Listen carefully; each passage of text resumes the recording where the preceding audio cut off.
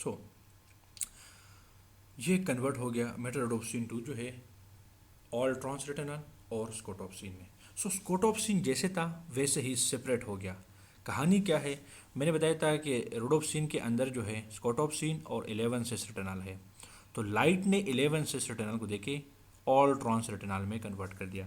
और all trans retinal this is a straight molecule not an angulated molecule. So अब all trans retinal जो है ये स्कोटॉप्सिन के साथ बांड बनाने में नाकाम है, ये इसके साथ बांड नहीं बनाता। सो कंडीशन क्या है कि अगर लाइट आ रही है तो ये प्रोसेस होगा कि लाइट कंडीशन में ड्यूरिंग डे टाइम में आपकी रोडोप्सिन की कंप्लीटली क्या हो रही है, उसकी ब्लीचिंग हो रही है और रोडोप्सिन की ब्रेक डाउन हो रही है इन द लाइट कंडीशन। और यहाँ पे ये ऑल ट्रांस रेटिनॉल और स्कोटॉप्सिन बन रही है।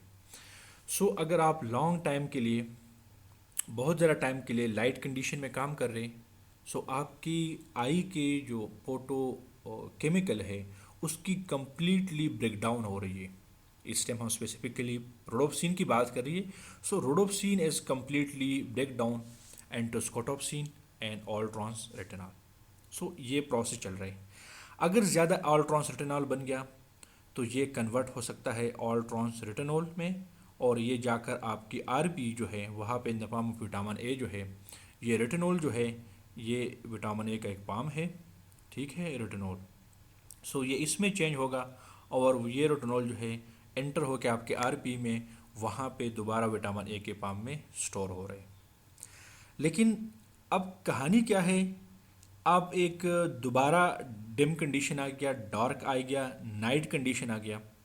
सो नाइट कंडीशन में आपकी रीफॉर्मेशन हो रही है, ये जो रोडोप्सिन का ब्रेक डाउन हुआ था ना, अब दोबारा डार्क कंडीशन में देखें, यहाँ की जो बात है, यहाँ दोबारा जो है आपकी रीफॉर्मेशन होगी, लेकिन ये कब होगा, आपकी डार्क कंडीशन। डार्क कंडीशन में क्या हो रहा है, डार्क कंडीशन में ये प्रोसेस स्टॉप, रोडोप्सिन की break down stop, because light नहीं है।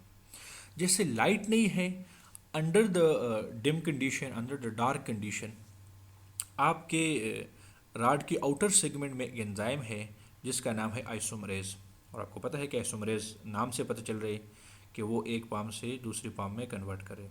सो ये आइसोमरेज एंजाइम क्या कर रहे हैं, ये 11 ऑल ट्रांस रेटिनॉल को कन्वर्ट करते 11 सिस रेटिनॉल। अब मैं बताऊं कि ऑल ट्रांस रेटिनॉल 11 सिस रेटिनॉल ये एक दूसरे के आइसोमर है। आइसोमर का मतलब है कि इन दोनों का जो केमिकल स्ट्रक्चर, केमिकल फार्मूला है वो बिल्कुल सेम है। जैसे उनका स्ट्रक्चरल कंपोजिशन जो है, स्ट्रक्चर की बेस पे जो कन्फर्मेशनल चेंजेस है वो इसमें आ चुके हैं। बाकी उसके केमिकल फार्मूला 11 सिस ऑल ट्रांस रेटिनॉल की same chemical formula, but structure change. और आइसोमरेज एंजाइम क्या करे कि वो एक पाम से दूसरे में कन्वर्ट कर दे। सो इस आइसोमरेज एंजाइम ने क्या कर दिया डार्क कंडीशन में कि इस 11 ऑल ट्रांस रेटिनॉल को कन्वर्ट किया 11 सिस रेटिनॉल। और जैसे ही 11 सिस रेटिनॉल बन गया तो स्कोटॉप्सिन तो बिल्कुल रेडी है, ये तो उसका जिगरी है, वो तो ऑलरेडी उसके साथ बांड बना रहे। So quickly it make the bond, और स्कोटॉप्सिन जब 11 सिस के साथ मिल रहे तो वापस रोडोप्सिन बन रहे। तो कहानी क्या है कि डार्क कंडीशन में, अंडर डिम इल्यूमिनेशन में आपके रोडोप्सिन वापस उनकी परमेशन हो रही है, उसकी कंसंट्रेशन जो है वो ज़्यादा हो रही है इन डार्क कंडीशन, ठीक है। अब आप लोग सोचेंगे कि नीचे ये क्या चीज़ लिखा हुआ है। सो आपकी आरपी ने जो विटामिन ए स्टोर किया वो दोबारा यहाँ पे रिलीज़ कर देता है in the form of all trans retinol, और यहाँ से दोबारा आलमोस्ट ये एंजाइम तो यहाँ पे मौजूद है, ठीक है, एसोमरेज। तो ये एसोमरेज फर्स्ट इनको कन्वर्ट करते हैं 11 सिस रेटिनॉल, और देन जो है 11 सिस रेटिनॉल कन्वर्ट हो रहे 11 सिस रेटिनॉल में, ठीक है। तो याद रखिए कि ओनली 11 सिस रेटिनॉल जो है उसको टॉप्सिन के साथ बांड बनाकर रोडोप्सिन बनाएगा, ना रेटिना ऑल ट्रांस रेटिनॉल भी और ऑल ट्रांस रेटिनॉल या इवन 11 सिस रेटिनॉल जो है ये कभी भी बॉन्ड नहीं बनाएगा स्कोटॉप्सिन के साथ। सो आइसोमरेज एंजाइम जो है वो एक पाम को दूसरी पाम में कन्वर्ट कर देते हैं और रेटिनॉल में कन्वर्ट कर देते हैं कि वो रोडोप्सिन के साथ बॉन्ड बने। सो यहाँ तक आप चीज़ें देख सकते हैं। सो एक चीज़ याद रखें कि लाइट कंडीशन में आपकी रोडोप्सिन की जो अमाउंट है ये कम होता जा रहे हैं, और आपको पता है कि rhodopsin is a very sensitive molecule to light, ठीक है। सो जब आपकी आई में लाइट कंडीशन में रोडोप्सिन की अमाउंट जो है वो डिक्रीज़ हो रही है, इसकी कंसंट्रेशन डिक्रीज़ हो रही है। तो इसका मतलब है कि आपकी आई का सेंसिटिविटी भी आहिस्ता आहिस्ता रिड्यूस हो रही है, बिकॉज जो सेंसिटिव मॉलिक्यूल है वो आप कम कर रहे हैं। सो स्टार्ट में जैसे भी आप एंटर हो रहे हैं ना लाइट कंडीशन में, तो आपकी सेंसिटिविटी बहुत ज़्यादा हो रही आई क्या, लेकिन जैसे आप कुछ देर के लिए आप लाइट कंडीशन में काम करें, तो with the passage of time आपकी आई की सेंसिटिविटी आहिस्ता आहिस्ता रिड्यूस हो रही है। और ये शायद आप लोगों ने देखा होगा कि जब भी आप एक डार्क रूम से एक ब्राइट रूम में चले जाते हैं डायरेक्टली, या बाहर से आप डार्क रूम में बैठे हुए हैं, ठीक है। सो डार्क रूम में आप जब बैठे हुए तो आपकी रोडोप्सिन का अमाउंट बहुत ज़्यादा हो चुका है, आपकी आई का सेंसिटिविटी बहुत ज़्यादा इंक्रीज़ हो चुका है। सो डार्क कंडीशन में आपकी आई की सेंसिटिविटी इंक्रीज़ हो रही है, ठीक है। और ये कैसे आपको पता चलेगा कि आप लेट सपोज एक रूम के कॉर्नर में बैठे हुए हैं, ठीक है, डार्क कंडीशन में, कोई भी बंदा बाहर से आए उसने डायरेक्टली आपके कमरे के लाइट को ऑन कर दिया, तो आपको कुछ देर के लिए आप अपने आंखों को भी बंद करते हैं, बिकॉज वो रोशनी जो है, लाइट जो है, आप उसको बर्दाश्त नहीं कर सकते, बिकॉज आपकी आई की सेंसिटिविटी इंक्रीज़ हो चुका है। लेकिन कुछ ही देर में आप दोबारा नॉर्मल स्टेट में आ गया, आपको सारी चीज़ें नज़र आ गई, बिकॉज लाइट ने आपकी आई की सेंसिटिविटी को रिड्यूस कर दिया, बिकॉज लाइट ने यही केमिकल की कंसंट्रेशन को रिड्यूस कर दिया। और इसी को कहते हैं डार्क एंड लाइट एडाप्टेशन।